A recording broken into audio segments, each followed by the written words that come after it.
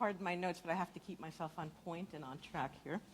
As we saw from the presentations this morning, the world is changing, technology is changing, but there's one thing that's not changing. And those are the elements that are required to have quality interpreting. And you might say, why do we need another standard telling us what conditions have to be present for good interpreting to take place? Well, we don't work in isolation.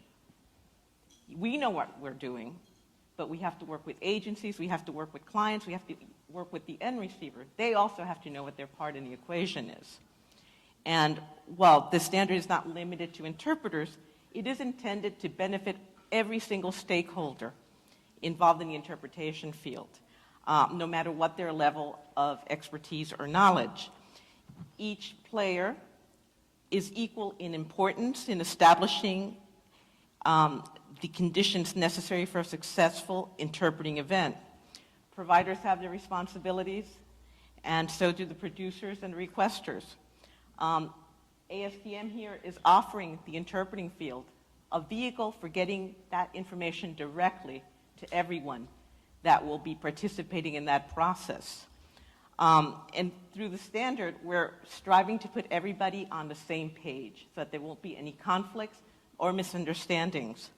From the user to the provider, everybody has to play their part to ensure a minimum standard for quality interpreting. As participants in this process, the needs of one player certainly do not subordinate the needs of the other, but rather I think we need to look at the whole picture and make it a point to work in conjunction to fulfill the needs of everyone in a satisfactory fashion. The only way this will work is when everybody involved knows what his or her role is and will know what to do in any given case. If we had to build a mattress today, we could go to ASTM and look up the standard and, hey, here's the blueprint. This is what you need to meet. These are the standards. It's the same with interpreting. How many of us always complain, God, these people who hire us really don't know what they're doing. You know, and we hear all they're doing is talking. How hard can that be? Well, the standard is there for that person who doesn't have the expertise, who doesn't know what to do with an interpreter. They can go there, they can look. Well, here, in this sector, let's say we're doing, in my case, court interpreting. I need to look for this type of qualification in the interpreter.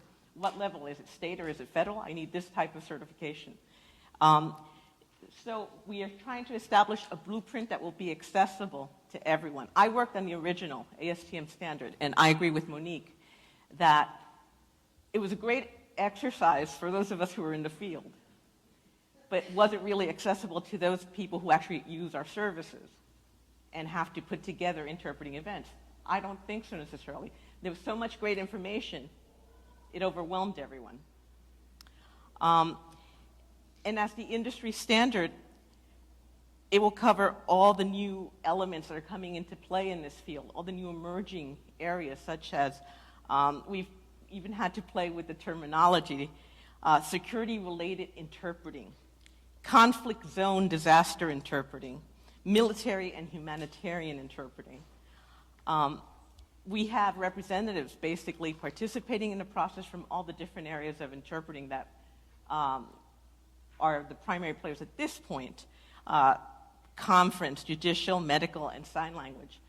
However, we welcome the participation of more. For example, in the education field, where interpreting is becoming much more prominent also. The other interpreting fields that I've mentioned. You may say that, well, we're taking a long time in bringing this new standard to the forefront. Well, the reason is we are doing it in a very painstaking manner.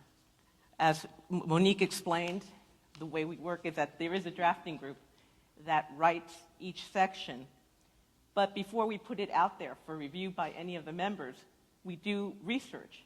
We try to consult the pertinent documents in the different sectors of interpreting to make sure that the interpreting processes that we are putting in writing and endorsing by so doing are the most widely accepted good practices in the field. And again, as Monique said, once that is put on the collaboration site, we welcome all comments. We include those comments as much as possible. And so far, we've gotten some really constructive feedback that is reflected in the current draft, which I believe is number 14. Not quite on the collaboration site, but will be. And just to give you an idea of what we've done so far, we've completed work with definitions, because we know what we're talking about, but not everybody does. The modes and modalities of interpreting, the areas of interpreting, terminology work in a very preliminary fashion. We have a great deal to do still to make the documents uniform.